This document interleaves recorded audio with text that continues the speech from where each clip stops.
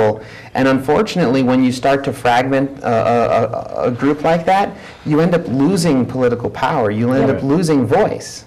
Because now, you know, you have these little groups, and it's like, but you're all shouting for the same thing. Right. Yeah. But now I feel like in my, I guess in my peer group, in my age range and all that, when I was in high school, bisexuality was cool. It was the hot thing, it was trendy, you know, it was totally cool to be bisexual. So everybody and their mothers, oh, I'm bi, right?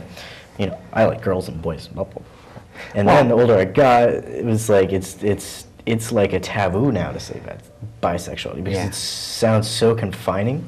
Because it's just like, you know, if somebody is attracted to both males and females, are they attracted to the genitals of said group, or are they attracted to masculinity and femininity in whichever form it takes? Right, right. And we should probably take a step back for our caller and anyone else who's watching, and just clarify that when we're talking about heterosexual or homosexual or bisexual or pan, omni, multi, ... sexual, whatever, we're talking about having an intimate sexual relationship with someone, you know, with regard to their gender.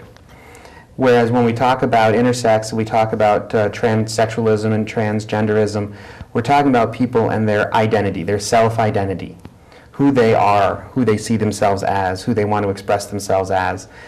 You know, whereas the hetero, homo, bisexual stuff is all about your relationships with other people. Right. And it's unfortunate that sex is the word that's in all of this, and it confuses everybody. People often confuse sexuality and sexual identity. They sound similar, they're entirely different issues, and we run up against that. Right. Yeah. Well, it's kind of all lumped to like GLBT.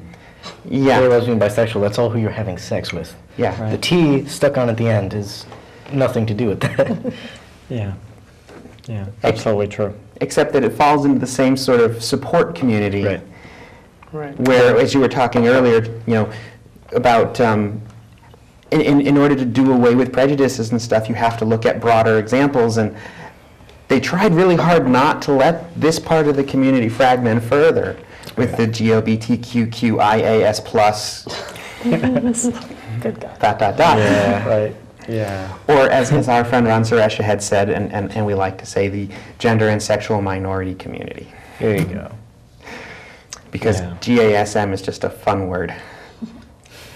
Yeah. Oh, gasm. GASM. Gender and sexual minority.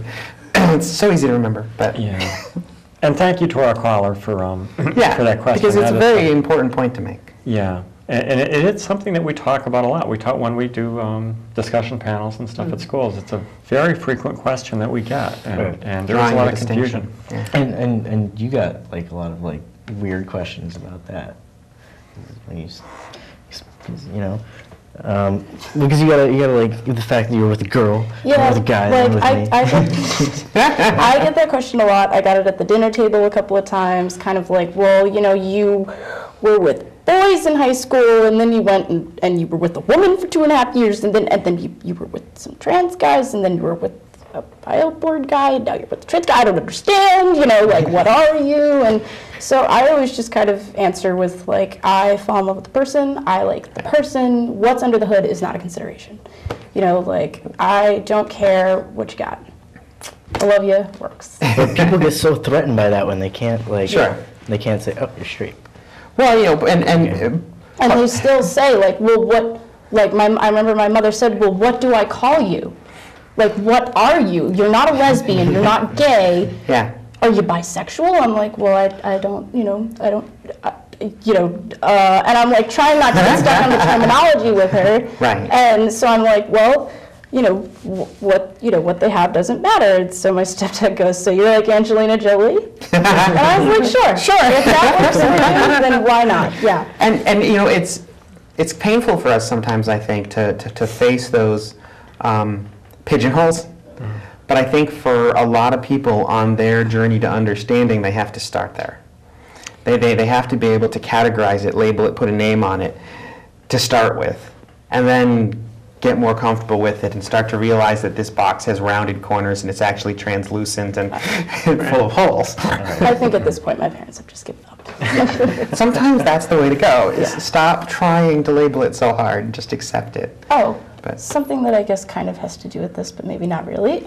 When I was giving my class lecture to my Bio of Women class, we brought up gender appearance and differing types of gender appearances. And I brought up the fact that when you're out in public, if somebody cannot look at you and mark you as male or female, if they can't figure that out just by looking at you, they can't interact with you.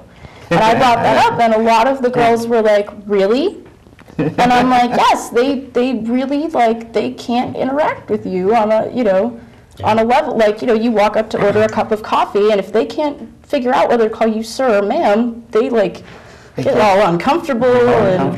And like, these young ladies didn't really understand. And I was like, you know, go Go put try your it. hair up in a bun, go try it. Like, you know, put a baseball cap on and, you know, like a baggy t-shirt and some baggy jeans. I was like, it's pretty uncomfortable. And you know, it very much pertains, because it very much bears to the point that as a society, we do treat men and women differently. Oh, yeah. And if our little brains can't figure out which set of rules to operate by. Well, I was buying a pack of cigarettes, and I look fairly young. I'm 22. I know I look 12. And It's not a bad thing. and I was buying a pack of That cigarettes. doesn't help, honestly. And there was a man behind me, and I turned around to like leave with my cigarettes, and he said, you know, buddy, you shouldn't be smoking those cigarettes. He's a really big, tall guy, and I'm just like, I'm sorry. You know what, I like ran away very fast.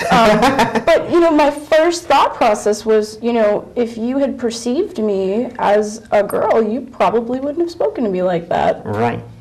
And it was just really interesting, and, you know, I find it really interesting the different reactions that I get in public. Like sometimes I get, you know, the, hi sir, can I help you? And, you know, then I'm like, hi, can I have a cup of coffee? And then they get all, you know, apologetic, and then sometimes they get mean, and then, you know, so it's kind of a coin toss, but I just find it to be really interesting. Yeah.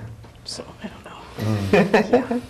An ongoing experiment. Oh, yes. Yeah.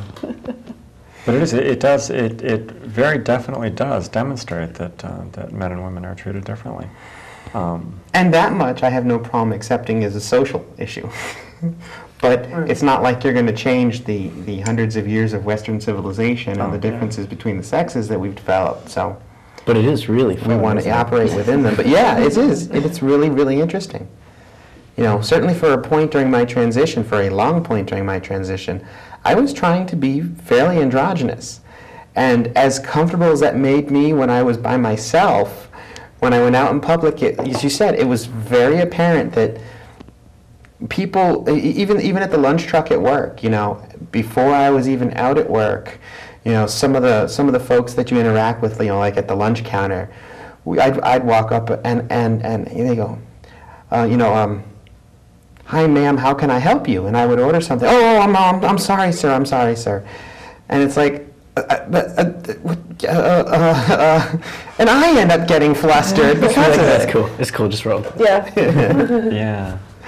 You know, but yeah, certainly, yeah, I've seen people backpedal and trip all over themselves yeah. for 2 or 3 minutes trying to back out of what they think they walked into, and it's just like, shut up, spoon the stuff on the plate, please, and let me have It's it. interesting because I'm like, it's okay, and they're always like profusely apologetic, Yes, and I'm like, exactly. it's really no big deal. Yeah, but that's like the biggest insult you can do to somebody is calling me other gender, you know? Yeah. It's like, Well, it's like the biggest deal. For folks who don't float between genders. Right, Sure. no, that's what I'm saying, you know, it's Yeah, like, yeah. you know, when you pick at that at somebody, well, But I think that's where a lot of people's fear and anxiety come from, right? Is their identity, their gender, their sexuality, all these things that we're telling people are on a spectrum, have been polar and very primal to them. And you go, yeah, I know that's sort of how you think you define yourself, but this is how it really works. It's true. It's absolutely true. And you tip the table over on them, and you know they're scrambling. Right, you disabuse people of their notions of black and white. Yeah, Yes. yeah. You know, it's